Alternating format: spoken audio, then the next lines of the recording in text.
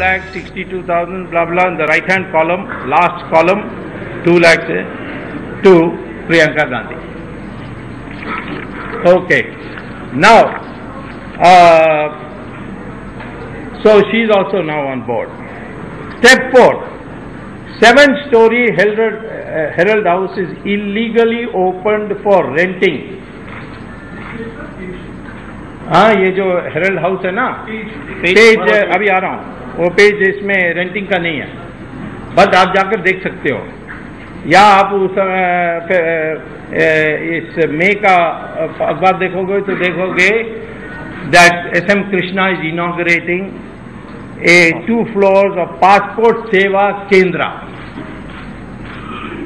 and monthly rent I'm told is about 30 lakhs per month. All going to young Indian, 76% to Rahul Gandhi and Sonia Gandhi, if they want. So, now they are renting out, they have advertised in here and there for multinationals to come. It is going to be a building solely for renting out, and they will be earning crores on a property which was allotted by the government of India to produce newspapers. ये आप लोगों का पत्रकारों का हाल क्या हो रहा है देखिए. So this is the step 4. SM Krishna also came and he inaugurated. He didn't read Iraq speech or anything like that there. Now, paragraph 3. Young Indian filed statements with ROC disclosing the shareholders meeting was held in Sonia Gandhi's government allotted 10 Janpath, page 21. ये backups में भी देखा कि प्रियंका घर में meeting सब हुए. Here, Young Indian, 5A Herald House. By now it has become theirs.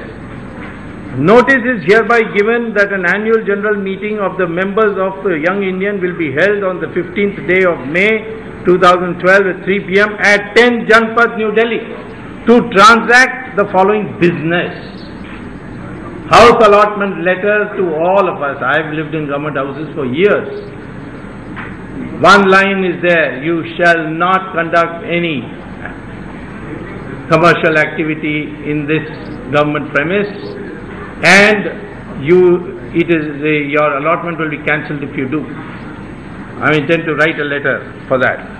So, 35 Lodi estate also been used for Rahul's other company, but that I released in Ahmedabad. So. All right, those are new allegations now by Swamy and Swamy against Sonia Gandhi as well as Rahul Gandhi. I believe we can go across to our National Bureau Chief Bhupendra Chaubey, who's in our newsroom. Bhupen, just put this all in perspective for us with these latest allegations. Well, first things first, Dr. Swamy is someone who has targeted Sonia Gandhi and her family for quite some time. These latest round of allegations against Sonia Gandhi, Rahul Gandhi, Priyanka Gandhi are coming at a time when already the Congress's first family son-in-law, Robert Vadra, has found himself under the scanner for his alleged dubious deals with DLF. Now what Dr. Swamy effectively is saying is that it's not just a case of Robert Vadra having been involved in some real estate contentious deals, but it's also a case where Rahul Gandhi and Sonia Gandhi themselves floated some shell companies, according to him, to get hold of some prime real estate in the capital and many other parts of the country. The precise allegation which is being made by Dr. Swamy is that they floated a trust called the Young Indian Trust, and this is a trust which ended up ultimately controlling properties which belong to newspaper publications situated right in the heart of the capital, in the heart of Lucknow in Uttar Pradesh and many other parts of the country. And according to him, these were all properties which were meant only and only to be used for printing of newspapers, which is for journalistic purposes. Now, the question which is yet to be answered is that, is this indeed a fact that these properties have been transferred in the name of Rahul Gandhi or Sonia Gandhi or Priyanka Gandhi, as Dr. Swamy is alleging?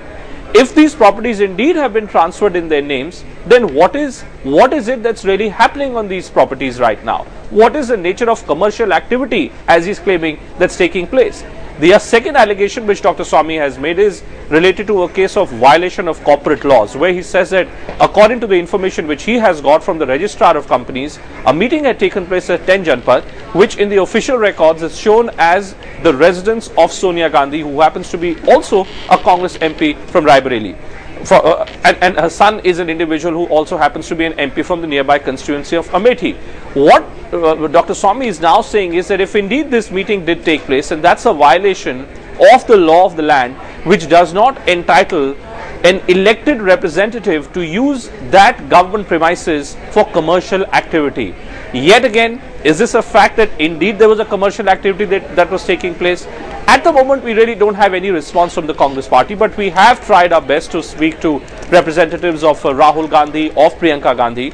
This entire round of allegations is coming 2 days after a similar article had appeared in Pioneer newspaper, where the entire story had been chronicled, and an attempt was made to suggest that if Nitin Gadkari is being asked all these tough questions, that he floated some shell companies and tried to divert his money, then similar questions must also be asked about Sonia Gandhi and Rahul Gandhi, who, according to Dr. Swamy, have also floated shell companies to divert their money.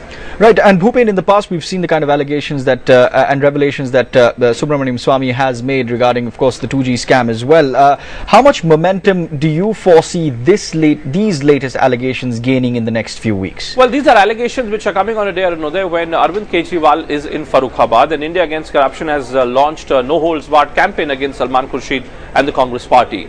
Because Dr. Swamy is an individual who has taken on Sonia Gandhi for quite some time, and this is not the first time that he has leveled some allegations against her. Therefore, these latest round of allegations will also perhaps be looked at from a similar context. But if there is some merit in what is being said by Dr. Swamy, and if indeed this is picked up by the BJP, because frankly that will determine whether the NDA, of which Dr. Swamy is an integral part, itself is convinced of the allegations which are being leveled by Dr. Swamy. So far we've not got any response from the BJP, but I think it's just a matter of time. As soon as this press conference which is being addressed by Subramaniam Swamy, as soon as that gets over, I think there will be a response from the BJP, which will predictably be asking questions out of the Congress's first family. Whether this latest round of allegations by Dr. Swamy ends up being converted into some kind of a campaign, some kind of a talking point by the opposition, is something which is still not clear. And the reason for that is precisely this, that this is a trend which was started by Dr. Swamy, which really hasn't picked up by his own ally, the BJP. Right, and Bhupen, we're talking about a not-for-profit company as far as the preliminary allegations are concerned. There is still a fair bit of ambiguity on the basis of what we've heard so far regarding whether or not there was any public money involved in this case or not. Well, yes, that's an important point that you raise, Arunodhay. But the point being made by Dr. Swamy, and maybe that's the reason why he's asking for an investigation in this entire matter, is that it's not whether public fund was used to acquire this property or not. What he's challenging is that the property itself was set up for a certain public welfare purpose. Now, is it that that certain public welfare purpose is being violated by Sonia Gandhi or Rahul Gandhi or Priyanka Gandhi by becoming a part of a trust which ends up controlling that property? Which is why he says that the trust which was floated to acquire the majority rights of the land on which a newspaper existed, that act itself, according to Dr. Swamy, is a violation of the law. Now that's something which will be up for investigations, but I don't think that the Congress party would be looking at these allegations very seriously, Arunodhay, because A, this is the season of allegations. We all saw what happened when Arvind Kejriwal tried to target Robert Vadra. The Congress was very swift in its dismissal of all these allegations. The entire cabinet came to the defense of Robert Vadra.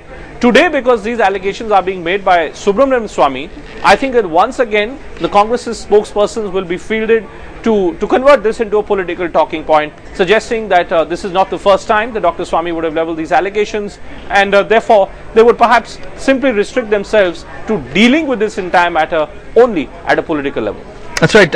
And Bhupen, having said that, in the past we've seen the kind of defense that the Congress has made in this situation. Now, following these barrage of allegations, are we likely to see the Congress going on the offensive or simply ignoring these kind of comments? Because it is coming in a context, it is coming at a time, as you rightly pointed out, when you have an Arvind Kejriwal, even as we speak, addressing a gathering in a Congress bastion.